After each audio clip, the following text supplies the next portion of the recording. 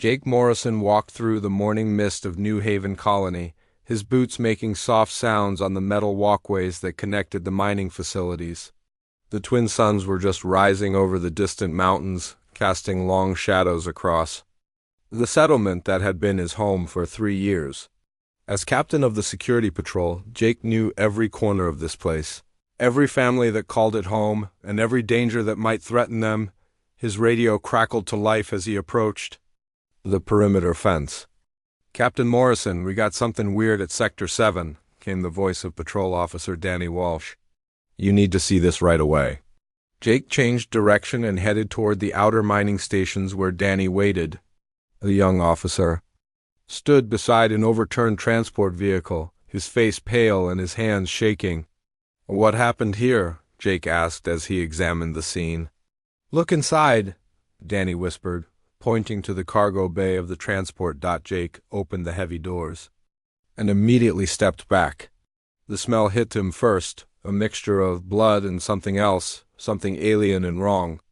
Inside the transport were the remains of what had once been mining equipment, but now everything was covered in a strange, greenish substance that seemed to move on its own.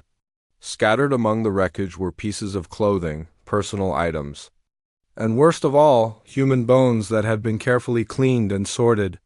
"How many people worked this shift?" Jake asked, though he already knew the answer would be bad. 12, Danny replied. "The Chun family, the Rodriguez brothers, old Pete, Williams, and 6 others. All gone, Captain. No bodies, just these bones and that green stuff." Jake activated his communicator and called for Dr. Lisa Campbell, the colony's lead scientist.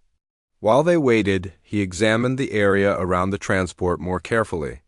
The ground showed strange marks like nothing he had ever seen before. They were too large to be made by any animal on this planet, and they seemed to follow a pattern that suggested intelligence. Dr. Campbell arrived within minutes, carrying her portable analysis kit. She was a small woman with dark hair and sharp eyes that missed nothing. "What do we have?" she asked as she approached the transport. Jake showed her the inside of the cargo bay and watched her face change from curiosity to horror. "This is not possible," she said quietly. "The bones have been processed, like they were prepared for food. And this green substance, it's organic but unlike anything in our databases." She took samples of the strange material and ran them through her scanner. The results made her step back in shock. "Jake, this is technology mixed with biological matter. It's like someone took living tissue and combined it with advanced machinery. The genetic markers are completely alien." "Alien?" Jake repeated. "You mean we're not alone out here?" "We're definitely not alone, and whatever did this has been watching us. These bones show signs of selective breeding like livestock. Someone has been taking humans and keeping them alive for a long time before this happened." The implications hit Jake like a physical blow. How long have they been doing this? "Based on the bone density and the way the tissue has been processed, I would say years, maybe decades. They'd been hunting us, Jake, and we never knew." As if summoned by their conversation, the colony's early warning system began to sound its piercing alarm. Jake looked up at the sky and saw them, dark shapes moving through the clouds like predatory birds. But these were no birds.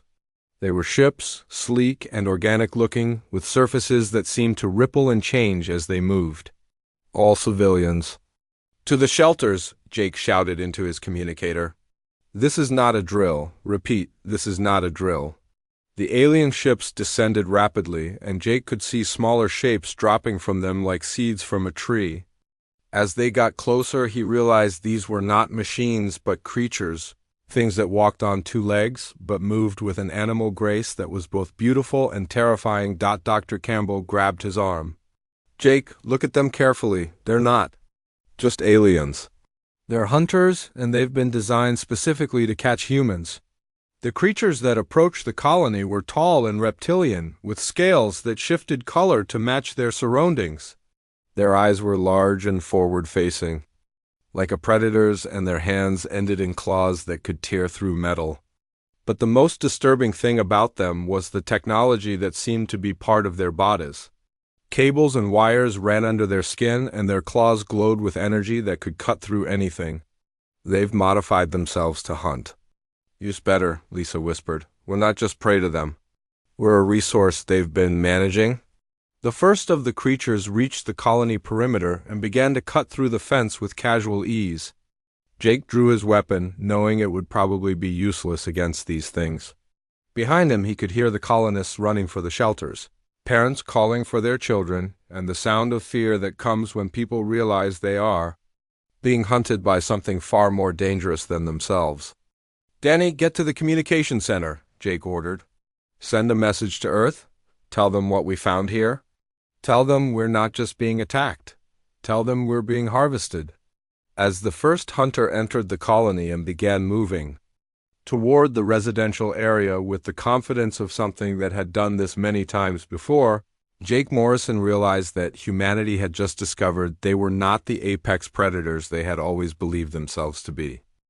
The Emergency Council chamber on Earth buzzed with tension as Admiral Kate Sullivan reviewed the transmission from New Haven Colony for the 5th time. The grainy video showed Captain Morrison's final moments before the signal cut to static. But the message was clear enough to change everything humanity thought it knew about its place in the universe. Play it again, demanded General Paul Harrison from across the table. His weathered face showed the strain of processing information that challenged every military doctrine he had ever learned. Dr. Alex Carter, the military's top strategic analyst, paused the recording at the moment when the alien hunters became visible. Look at their movement patterns, he said, pointing to the screen. These are not random attacks. They move like they've done this thousands of times before. Every step is calculated, every approach is designed to minimize resistance and maximize capture. Admiral Sullivan leaned forward in her chair. Dr. Carter, what's your assessment of their capabilities? Based on what we can see, they're using biomechanical technology that's decades ahead of anything we have. But more importantly, they're hunting us like we hunt deer. They know our weaknesses, our behavior patterns, and our response times. This suggests they've been studying human colonies for a very long time. The door to the chamber opened and Dr. Lisa Campbell entered, flanked by 2 security officers. She had arrived on Earth just hours ago aboard the last transport to escape New Haven before the colony went dark. Her clothes were still dirty from the evacuation, and her eyes held the haunted look of someone who had seen humanity's worst nightmare. Come true, Dr. Campbell, Admiral Sullivan said gently. We're sorry for your loss, but we need to know everything you discovered about these creatures. Lisa took a seat at the table and activated her portable data unit. They call themselves the Korthek, though I only learned that from analyzing their communication frequencies. They've been hunting intelligent species across this part of the galaxy for at least 1,000 years, possibly longer. Hunting for what purpose? Asked General Harrison. Food and labor, Lisa replied without emotion. They keep captured humans in breeding facilities on their homeworlds. The survivors are used as workers in their mines and factories. The others are processed for consumption. They've turned intelligent beings into livestock. The room fell silent as the implications sank in. Dr. Carter was the first to speak. How many humans do you estimate they've taken? Based on the genetic analysis I was able to complete before the attack, I believe they've been harvesting from human colonies for at least 50 years. The bone samples showed evidence of selective breeding programs. They're not just taking random people. They're choosing specific genetic traits and enhancing them. Admiral Sullivan felt her stomach turn. They're farming us. Yes, but here's what they don't understand about humans, Lisa continued. And for the first time since entering the room, her voice carried a hint of hope. Every species they've hunted before has followed predictable patterns. They run, they hide, they try to negotiate, and eventually they submit. But humans are different. Dr. Carter looked up from his analysis tablet. Different how we adapt, Lisa said simply. While they were studying us, I was studying them. Their technology is impressive, but it's built on the assumption that their prey will always behave the same way. They've never faced a species that learns from being hunted and then fights back. She activated her data unit and displayed a series of technical diagrams.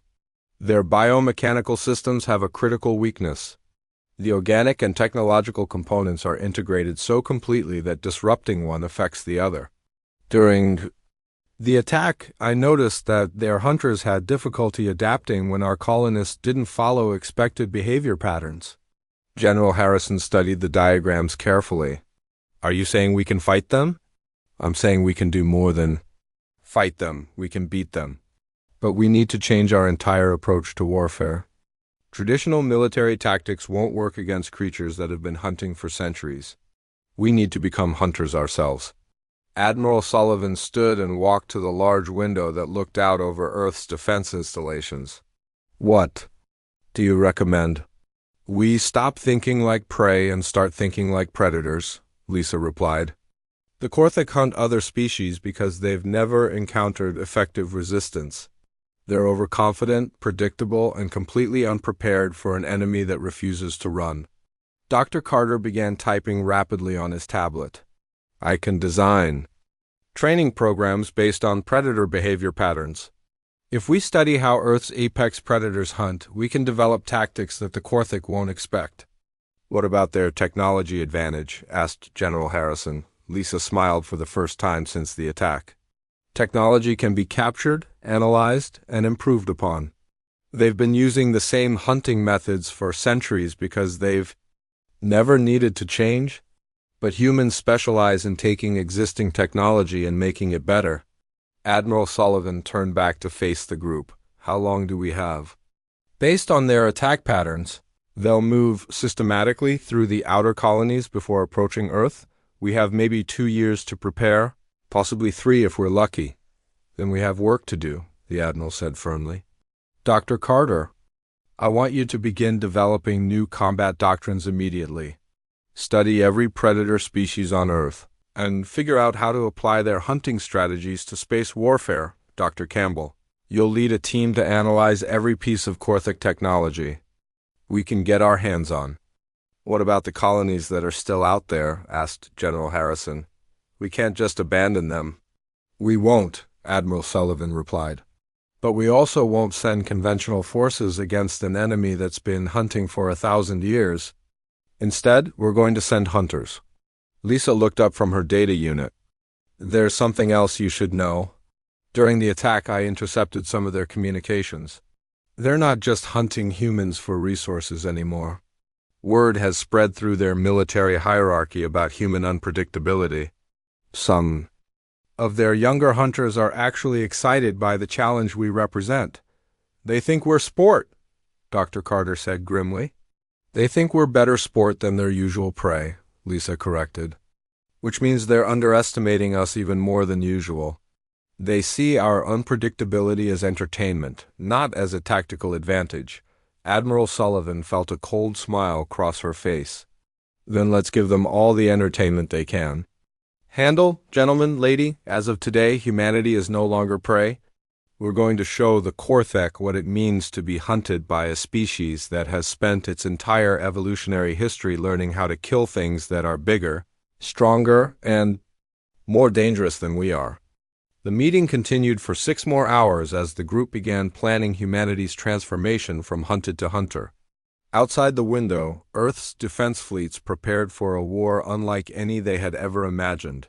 While deep in research facilities around the planet, scientists began the work of turning human ingenuity and adaptability into weapons that would teach the galaxy's apex predators what fear truly meant. Captain Danny Walsh crouched in the shadows of the abandoned Korthik outpost, watching his prey through the scope of his modified rifle. 6 months had passed since New Haven fell, and humanity had learned to hunt with a skill that surprised even their own military commanders. The HMS Retribution, humanity's first dedicated hunter-killer vessel, hung silently in space above the planet while Danny and his team prepared to demonstrate just how much the tables had turned. Target acquired, whispered Sergeant Nina Stevens. Through the CUM system. 3 Korthik hunters moving in standard patrol formation. They have no idea we're here. Danny smiled grimly as he adjusted his weapon settings. The rifle had been built using captured Korthik technology, but human. Engineers had improved it in ways the aliens never imagined.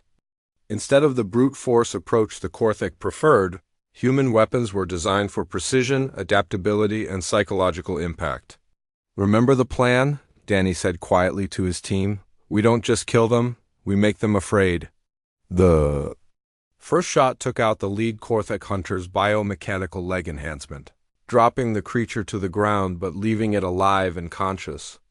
The second shot disabled the communications array on another hunter's back, cutting off its connection to the main fleet. The third shot was deliberately fired high, close enough to the remaining hunter's head to let it know it was being targeted but far enough away to let it run. "Phase 1 complete," reported Amy Foster from her position overlooking the alien's escape route. "The survivor is running toward the communication station exactly as predicted." Dr. Alex Carter had spent months studying Korthik psychology and behavior patterns, and his analysis had proven disturbingly accurate. The aliens were so accustomed to being the hunters that they had never developed effective response protocols for being hunted themselves. When faced with an unknown threat, they followed predictable patterns that human forces could exploit. The surviving Korthik reached the communication station and began frantically transmitting a distress signal. Danny and his team allowed the transmission to continue for exactly 30 seconds before Nina's sniper shot destroyed the equipment. The alien would survive to report the attack, but it would do so with incomplete information and a growing sense of panic. "Danny, we're picking up movement from the main facility," came the voice of Ben Rodriguez from the Retribution's sensor station. "Looks like they're sending a response team." "Perfect," Danny replied. "How many?" 6 hunters in full combat gear, moving fast toward your position." Danny activated his team's retreat protocol. This was the crucial part of the operation. The Korthik expected their prey to run when outnumbered, and human forces were happy to meet that expectation. But unlike the helpless civilians the aliens were used to hunting, human soldiers retreated with purpose and preparation. The team moved through the forest surrounding the outpost, leaving behind carefully placed sensors and traps. To the Korthik, it would look like a panicked flight. In reality, Danny was leading the alien response team into a carefully prepared killing ground where every tree, every rock, and every shadow had been mapped and prepared. "They're following the trail," reported Amy as she monitored the pursuit. 6 hunters moving in standard formation, no deviation from expected patterns. Dr. Carter's analysis had been correct about another crucial aspect of Korthik behavior. The aliens were so confident in their superiority that they never considered the possibility of walking into a trap. Their entire military culture was built around the assumption that they were always the predators and never the prey. Danny led the pursuing hunters into a clearing, where his team had spent 3 days preparing their welcome. Hidden charges had been placed around the perimeter, not to kill the aliens immediately, but to disorient and separate them. Human tactics focused on dividing enemy forces and creating chaos rather than relying on superior firepower. "Execute," Danny commanded. The charges detonated in sequence, creating a pattern of explosions that drove the Korthik hunters toward the center of the clearing, while cutting off their escape routes. Smoke and debris filled the air, and the aliens found themselves isolated from each other for the first time in their hunting careers. What happened next was something no Korthik had ever experienced. Instead of a final assault, the human team began picking off the hunters one by one from concealed positions. Each shot was carefully aimed to wound rather than kill, and each wounded alien was left alive long enough to realize that it was being hunted by creatures it had considered inferior prey. "Target 1 down," reported Nina. "Leg shot, it's crawling toward the tree line." "Target 2 neutralized," added Amy. "Shoulder wound, weapon disabled but still conscious." Danny moved through the smoke like a ghost, using techniques learned from Earth's most successful predators. He struck quickly, disappeared, and struck again before his prey could react. The Korthik, with all their advanced technology and centuries of hunting experience, found themselves completely outmatched by human unpredictability and creativity. The last surviving hunter tried to activate its emergency beacon, but Danny appeared beside it before the device could transmit. "Looking for help?" he asked in the alien's own language, which human linguists had decoded months earlier. The Korthak's eyes widened in shock. Not only was this prey species hunting them, but it had learned to speak their language. The implications were terrifying for a species that had never considered the possibility of intelligent resistance. "Your kind made a mistake," Danny continued in perfect Korthak. "You thought we were just another prey species. You thought we would run and hide, and eventually submit like all the others. But you didn't understand what makes humans different."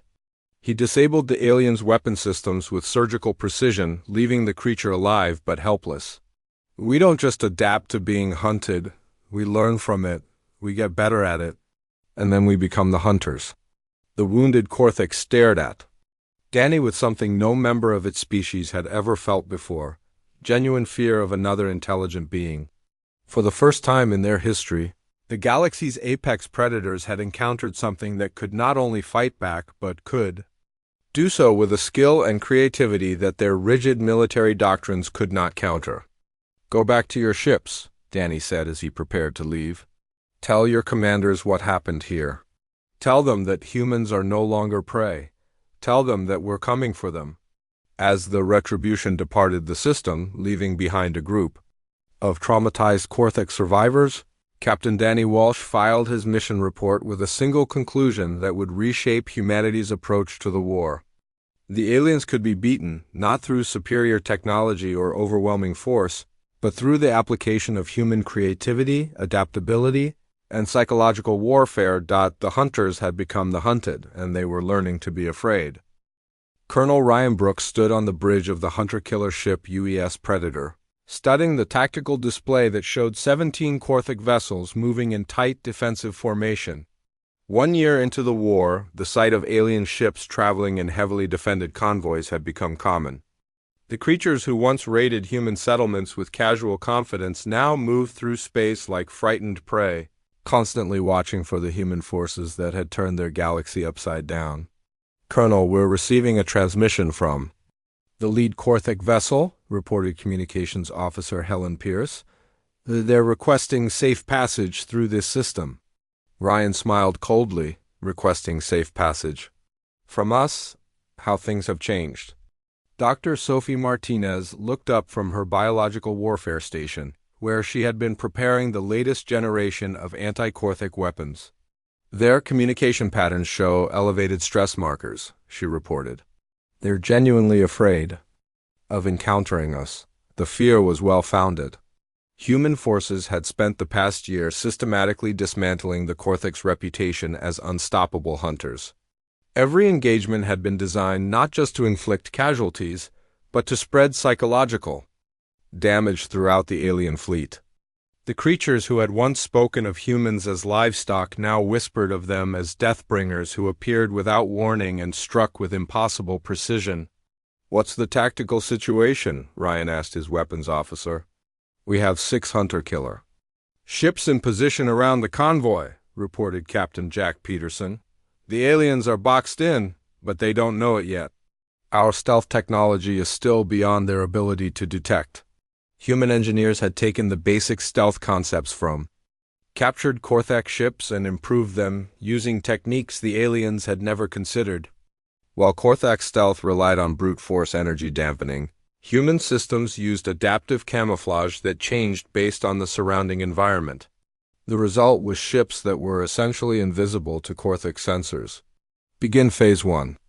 Ryan ordered. The attack began not with weapons fire, but with psychological warfare. Human ships decloaked at random intervals around the convoy, appearing just long enough to be detected before disappearing again.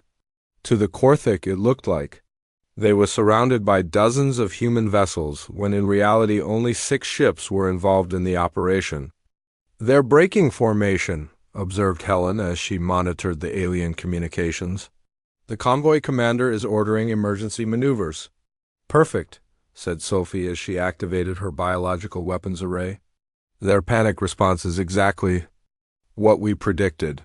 The weapons Sophie had developed were perhaps the most terrifying aspect of humanity's new approach to warfare. Instead of trying to match Korthek technology directly, human scientists had created biological agents that turned the aliens' biomechanical enhancements against them. When deployed, these weapons caused the technological components implanted in Korthek bodies to malfunction, creating painful and disorienting feedback loops. Deploy the neural disruptors, Ryan commanded. Invisible clouds of biological agents spread through space around the convoy, designed to be absorbed through the Korthek ship's organic hull components. Within minutes, the effects became apparent as alien vessels began to drift out of formation, their biomechanical control systems compromised by the human-designed pathogens. "Colonel, we're intercepting their internal communications," reported Helen. "They're calling us the impossible prey and requesting immediate evacuation from this system." The transformation in Korthek terminology had been one of the most satisfying aspects of the war for human commanders. The aliens who had once casually discussed human breeding programs now spoke of humanity with the kind of reverence usually reserved for natural disasters or divine punishment. "Nina Stevens reporting in," came a voice over the comm system. "Nightmare Squadron is in position for infiltration." Captain Nina Stevens commanded the most elite unit in the human fleet, a group of soldiers who specialized in using captured Korthek ships to infiltrate alien formations. The Nightmare Squadron had earned its name by appearing inside enemy convoys without warning, striking critical targets and disappearing before the aliens could mount an effective response. "Proceed with infiltration," Ryan authorized. 3 ships that appeared identical to Korthek vessels approached the convoy from the direction of known alien supply routes. The deception was so perfect that the convoy commander actually welcomed them as reinforcements, never suspecting that the ships were crewed by humans who had spent months learning to think like their former captors.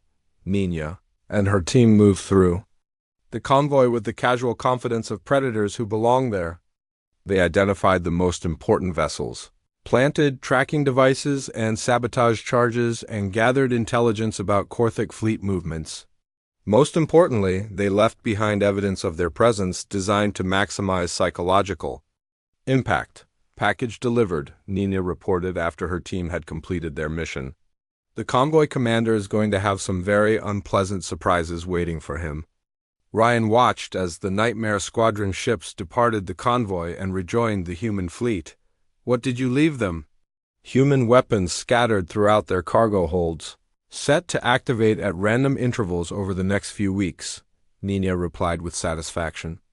"Every time one goes off, they'll know we were there, moving through their ships without being detected. The psychological impact should last for months." The final phase of the operation involved allowing most of the convoy to escape. This was perhaps the most difficult aspect of human tactics for traditional military minds to accept, but it had proven devastatingly effective. By letting traumatized survivors return to their fleet, human forces ensured that stories of human capabilities spread throughout Korthek society. "Let them go," Ryan ordered as his ships prepared to withdraw.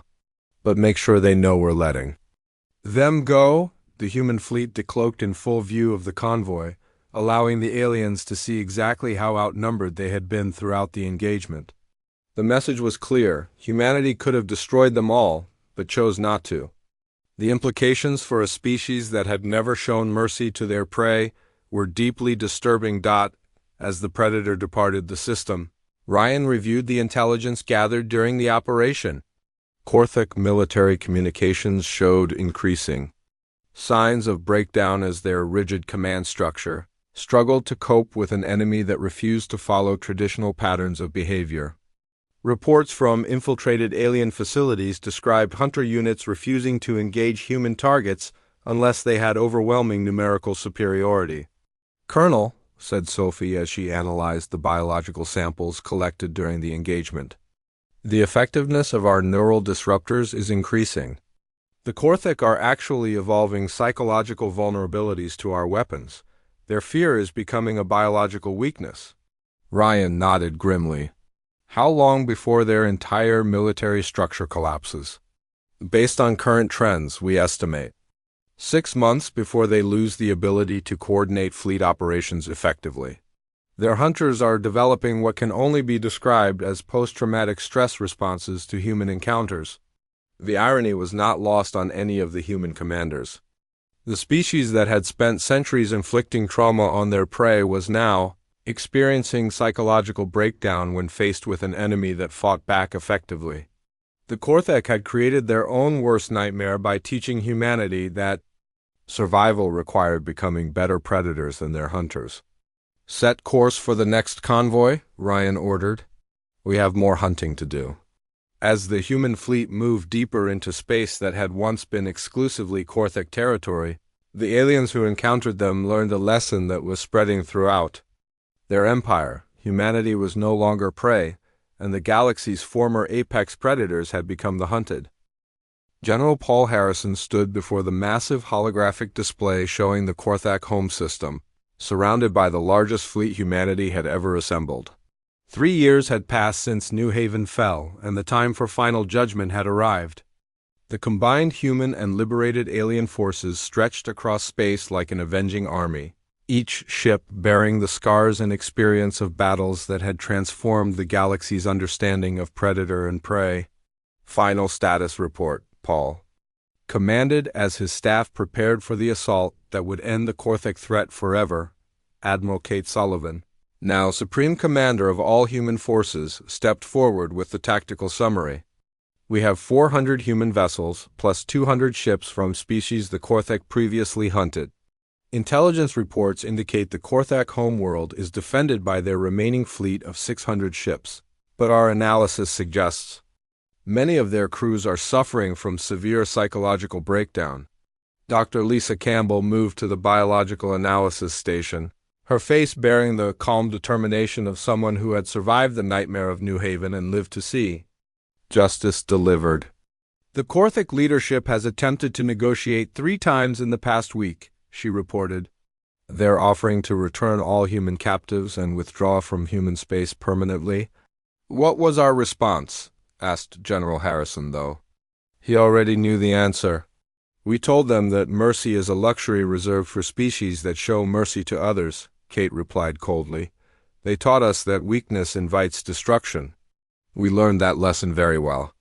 The command center fell silent as everyone remembered the reports from the liberated breeding facilities. The evidence of centuries of systematic hunting and harvesting of intelligent beings, and the casual cruelty with which the Korthak had treated their prey.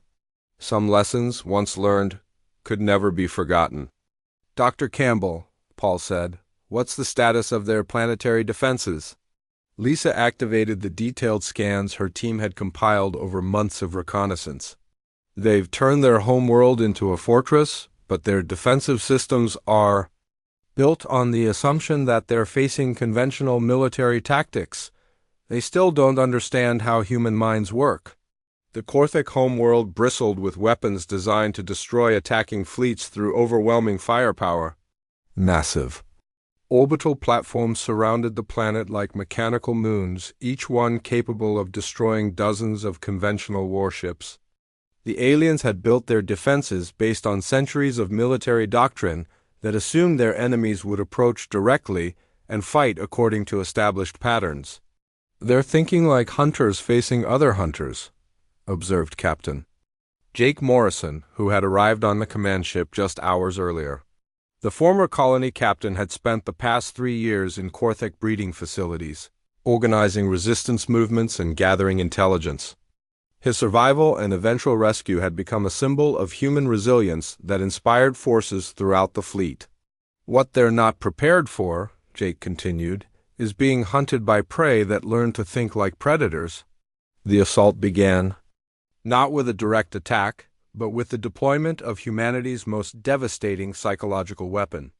Across the Korthak home system, human forces began broadcasting the voices of every human who had ever been captured, tortured, or killed by alien hunters. The recordings, collected from survivors and recovered memory devices, created a chorus of the damned that penetrated every Korthak communication frequency. "Listen to us," the voices said in perfect Korthak language.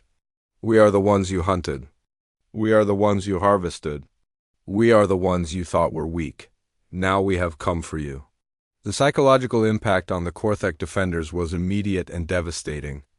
Alien ships began breaking formation as their crews struggled to cope with the voices of victims they had believed were simply resources to be consumed. The rigid military hierarchy that had served the Korthek for centuries began to collapse under the weight of collective guilt and terror. Phase 2, Paul commanded. Human forces had learned that the most effective way to fight the Korthek was to turn their own strengths against them. The aliens' biomechanical technology, which had once made them superior hunters, became a vulnerability when human scientists developed weapons that could reprogram their organic components. Dr. Sophie Martinez, now leading the fleet's biological warfare division, deployed clouds of modified viruses that specifically targeted Korthek biomechanical implants. The viruses didn't kill the aliens immediately. Instead, they caused their technological enhancements to malfunction in ways that created maximum pain and confusion while leaving the victims alive to spread panic among their comrades. Orbital defenses are beginning to malfunction, reported Captain Danny Walsh from the Reconnaissance Division. Their biomechanical control systems are responding to our viral agents exactly as predicted. The massive defensive platforms that had seemed so threatening began to drift out of position as their organic components were compromised by human-designed pathogens. Weapon systems turned on each other, communication arrays broadcast random signals, and the carefully coordinated defense of the Korthek homeworld devolved into chaos. "Begin the landing operations," Paul ordered. Unlike the Korthek, who had always relied on overwhelming force to subdue their prey, human forces approached the alien homeworld with surgical precision. Small teams infiltrated the planet's surface while the main fleet kept the remaining defenders occupied in space, each group targeting specific objectives that would maximize psychological impact while minimizing unnecessary destruction. Captain Nina Stevens led the assault on the Korthek's Central Command facility, moving through their underground complexes with the silent efficiency of a predator that had learned patience from its prey. Her team planted charges not to destroy the facility, but to trap the alien leadership inside, while human forces systematically dismantled their ability to coordinate resistance. "Command center secured," Nina reported as her team captured the Korthek High Command. "The alien leaders are requesting terms for surrender." "Tell them there are no terms," Paul replied. "Tell them that prey species don't negotiate with their predators." The final phase of the assault involved something the Korthek had never experienced in their centuries of hunting: the systematic dismantling of their entire civilization by creatures they had considered inferior. Human forces didn't just destroy Korthek military assets. They methodically removed every aspect of the aliens' ability to hunt other species ever again. Breeding facilities were converted into memorials for the victims. Hunting ships were repurposed as rescue vessels for survivors of other worlds. The technology that had made the Korthek such effective predators was analyzed, cataloged, and distributed to the species they had once hunted, ensuring that no one would ever again be defenseless against such monsters. Jake Morrison stood in the ruins of the facility where he had been held captive for 3 years, watching human engineers dismantle the machinery that had been used to process intelligent beings like livestock. "It's over," he said quietly into his communicator. "The hunters will never hunt again." As news of the Korthek defeat spread throughout the galaxy, the species that had once cowered in fear of the alien hunters began to understand that something fundamental had changed. Humanity had not just defeated their predators. They had demonstrated that prey could become protectors, that the hunted could become guardians, and that mercy combined with strength was more powerful than cruelty alone. The galaxy's new apex predators wore human faces, and they had made it clear that the age of hunting intelligent beings was over forever. Commander Jack Peterson walked through the memorial gardens of Liberation Prime, the planet that had once been the heart of the Korthek Empire, and now served as a testament to the price of hunting intelligent beings. 5 years had passed since the war ended, and the galaxy had learned to live under the protection of the species that had once been considered prey. The morning air carried the sound of children playing, a sound that had been absent from this world for centuries, while it served as a processing center for captured victims. "Commander," called Dr. Amy Foster as she approached through the gardens. The former prisoner turned diplomatic leader now oversaw the Galactic Protection Council, an organization dedicated to ensuring that no species would ever again face the kind of systematic hunting that had once defined this part of space. "We're receiving reports from the Outer Rim territories." Jack turned to face her, noting the concerned expression on her weathered face. Amy had spent 3 years in Korthic breeding facilities before the liberation, and her experiences had shaped humanity's approach to galactic governance. The humans had learned that mercy without strength was weakness, but strength without mercy was the path their former enemies had taken. "What kind of reports?" Jack asked as they walked toward the command center that had been built where the Korthic's Central Hunting Coordination Facility once stood. "Long-range sensors have detected systematic attacks on primitive civilizations." "In the Andromeda sector," Amy replied. "The pattern matches what we've seen before. A technologically advanced species hunting less developed ones for resources and slaves." Jack felt the familiar cold anger that had driven humanity through the war against the Korthak. "Do we have identification on the hunters?" "Intelligence suggests they call themselves the Vrak," Amy said as they entered the command center. "Insectoid species, highly organized with technology comparable to what the Korthak possessed. They've been operating in unexplored regions for decades, possibly centuries." The command center buzzed with activity as human and alien personnel coordinated the protection efforts that now span multiple star systems. The Galactic Protection Fleet had grown far beyond its original mission of defending human space, evolving into a force that protected all species from predators who viewed intelligent life as resources to be harvested. Status of the rapid response fleet, Jack inquired as he reviewed the incoming intelligence reports. Captain Helen Pierce looked up from her tactical station, where she had been analyzing the movement patterns of the newly discovered threat. "The USS Vanguard and 6 escort vessels are prepared for immediate deployment. Captain Morrison is standing by for orders." Jake Morrison had refused retirement after the war, choosing instead to lead humanity's exploration and protection efforts in the outer regions of known space. His experiences as both a victim and a liberator had made him uniquely qualified to understand both the mindset of predators and the needs of their prey. "Open a channel to the Vanguard," Jack commanded, the main screen activated to show Jake Morrison standing on the bridge of the exploration vessel that had become humanity's primary tool for extending protection to threatened species. Behind him, the crew moved with the quiet efficiency of professionals who had spent years learning to hunt the hunters. "Jack," Jake said with a slight smile, "I assume this isn't a social call. We have a new situation developing in the Andromeda." "Sector," Jack replied. "Species designation Vrak, systematic hunting of primitive civilizations, estimated technology level equivalent to pre-war Korthik capabilities." Jake's expression hardened. "How many species have they taken?" "Intelligence suggests at least 12 civilizations over the past century," Amy interjected from her position beside Jack. "The survivors described the same patterns we saw with the Korthak. Selective harvesting, breeding programs, and complete contempt for the rights of intelligent beings." "Estimated response time to intercept," Jake asked his navigation officer. 6 days at maximum acceleration," came the reply. "We can reach the system where the most recent attacks occurred before the hunting fleet moves to its next target." Jack studied the tactical display showing the positions of human forces throughout the galaxy. The Galactic Protection Fleet was spread thin, covering vast regions of space to ensure that no species would face the terror humanity had once endured. But the fleet was also experienced, battle-tested, and motivated by memories that would never fade.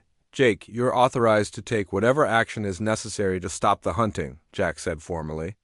"Rules of engagement are the same as they were for the Korthak. Species that hunt intelligent beings forfeit their right to mercy." "Understood," Jake replied. "We'll transmit our approach on all frequencies, giving them the same warning we gave their predecessors." The warning had become standard procedure for human forces encountering new predator species. It was broadcast in every known language and communication format, ensuring that no one could claim ignorance of humanity's position on the hunting of intelligent life. Amy activated the communication protocols that had been refined through 5 years of protecting the galaxy's vulnerable species. The message is ready for transmission. Jake nodded grimly. Send it. Across multiple star systems, the warning spread through space on frequencies that would reach every VRAC vessel and facility. The message was simple, direct, and backed by the reputation humanity had earned as the species that had transformed from prey to protector. This is humanity, the message began. You have been hunting sentient beings. You have been treating intelligent life as resources to be harvested. You have been destroying civilizations for your own benefit. This ends now. The transmission continued with examples of what had happened to the Korthik and other predator species that had refused to abandon their hunting practices. Human forces had learned that the most effective deterrent was not the threat of violence, but the promise of complete elimination as a viable civilization. You have one opportunity to cease all hunting operations and submit to Galactic Protection Council oversight, the message concluded. If you refuse, you will discover why predators throughout this galaxy have learned to fear the species they once considered prey. Jake turned to his crew as the Vanguard began its acceleration toward the threatened region. You all know the drill. We approach with overwhelming force. We offer them one chance to surrender, and if they refuse, we demonstrate why hunting intelligent beings is no longer acceptable in this galaxy. The response from the VRAC came within hours, transmitted on the same frequencies humanity had used for their warning. The alien message was filled with contempt and amusement, describing humans as new prey species that would soon learn their place in the galactic food chain. They think we're bluffing, observed Captain Helen Pierce as she monitored the alien transmissions. They believe their technology and experience make them superior to anything we can deploy against them. Jack felt the familiar mixture of sadness and determination that came with encountering another species that had chosen the path of predation. Then they're about to receive the same education we gave the Korthik. As the Vanguard and its escort fleet moved toward their confrontation with the newest threat to galactic peace, memorial services were being held throughout human space for the victims of predator species who had been defeated over the past 5 years. Each service ended with the same promise that had become humanity's commitment to the galaxy. We remember the hunted, the ceremony concluded. We protect the vulnerable, we hunt the hunters, and we ensure that no species will ever again face alone the terror we once endured. In the depths of space, the USS Vanguard prepared to demonstrate once again that humanity had become something unprecedented in galactic history. Apex predators with a conscience. Guardians who had learned that true strength came not from hunting the weak, but from protecting them from those who would.